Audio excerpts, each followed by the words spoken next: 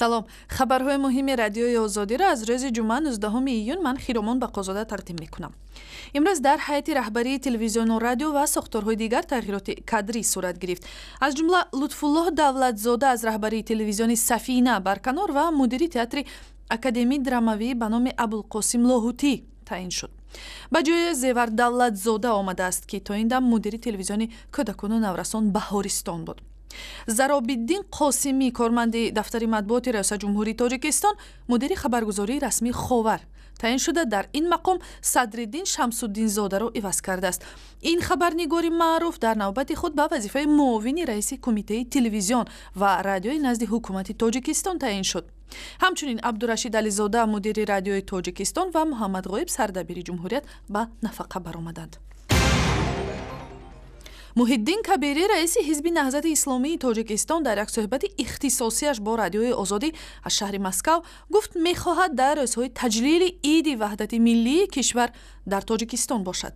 то ҳол ягон тағйироти ҷиддӣ дар барномаамон нест ва аз қаблам эълон карда будам, ки мехоҳам дар ҷашни ваҳдат бо ҳамватанон бошам. бисёр ҷашни муҳим аст ва наҳзати исломии Тоҷикистон ҳам ҳамчун як тарафи сулҳ. мо ин ҷашнро бо ҳамагон бояд пешвоз бигирем. агар тавсияҳои дӯстон ва аз дохили ҳизбам хеле зиёд аст, ки ҳоло масъалаи бозгаштанро ба як муддати дигар бимонем, вале танҳо тавсия ҳаст ва тасмими ниҳоӣ гирифта нашудааст. Кабирӣ феълан ба хотири ширкат дар як анҷумани бахшида ба 18-умин солгарди имзои созишномаи сулҳи тоҷикон дар шаҳри Москав қарор дорад. ӯ 3 моҳ аст, ки берун аз Тоҷикистон аст ва дар суҳбат бо Озодӣ сару садои инро, ки гӯё дар пайи таҳдид ба ҷонашу эҳтимоли боз шудани парвандаи ҷиноӣ дар нисбаташ берун аз Тоҷикистон қарор дорад, рад кард. Кабирӣ гуфт иттиҳомоте дар заминаи фаъолиятҳои ғайриқонунии ӯ дар баъзе тиҷоратҳо беасос аст. шакли пурраи суҳбатро аз сайти интернетии радиои Озодӣ дастрас кунед. дар шаҳри Брест ахиран як шаҳрванди Тоҷикистон, Шабнам Худоидодоваи 29 сола боздошт шуд, ки аз ҷониби мақомоти тоҷик дар амалҳои экстремистӣ дар ҷустуҷӯи байналмилалӣ қарор дорад. ин хонум аз ҳавохоҳони созмони мамнӯи гурӯҳи 24 буда тавассути интернет ба интиқоди ҳукумат машғул шудааст. Манижа Худоидодова гуфт хоҳараш аз фишору таъқиби мақомоти тоҷик фирор карда тавассути Русия мехост вориди Беларус шавад ва аз Созмони милали муттаҳид дархости паноҳандагӣ кунад. خودش زنگ نزدن، فقط یک تا زنگ زد به من.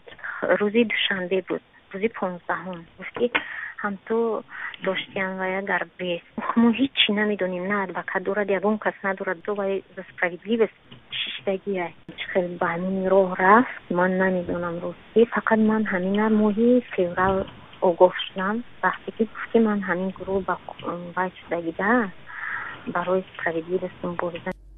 мақомоти Беларус мегӯянд, ки ин хонум феълан дар боздоштгоҳи умури дохилии Брест нигаҳдорӣ мешавад ва аз рӯи қонун ба вакили дифоъ дастрасӣ дорад. вазорати варзиш ва ҷавонони Эрон як вебсайтеро роҳандозӣ кард, ки барои ҷавонҳои муҷарради кишвар дар пайдо кардани ҳамсафари зиндагӣ мусоидат мекунад.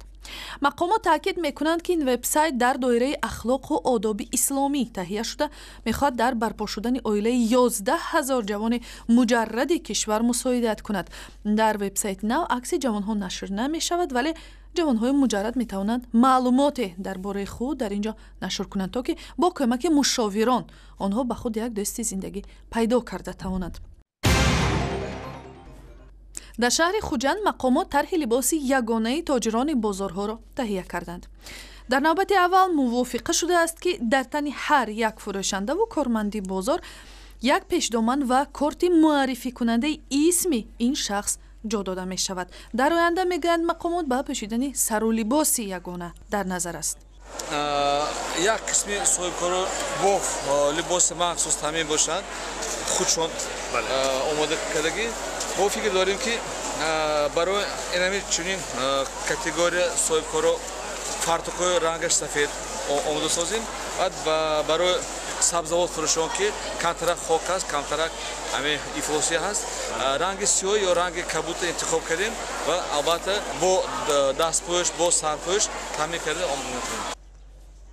дар гузашта мақомоти маориф дар баробари шогирдони мактаб ба омӯзгорон машвара дода буданд ки аз рӯи меъёри муайян сару либос ба бар кунанд ва намунаҳои онро ҳам ба шакли расмӣ нашр карданд. ва барои дарёфти ахбори бештар ба сайти интернетии радиои озодӣ, шабакаҳои иҷтимоӣ, фейсбук, твиттер, ютуб ва ҳам замимаи радиои озодӣ барои телефони ҳамроҳ муроҷиат кунед.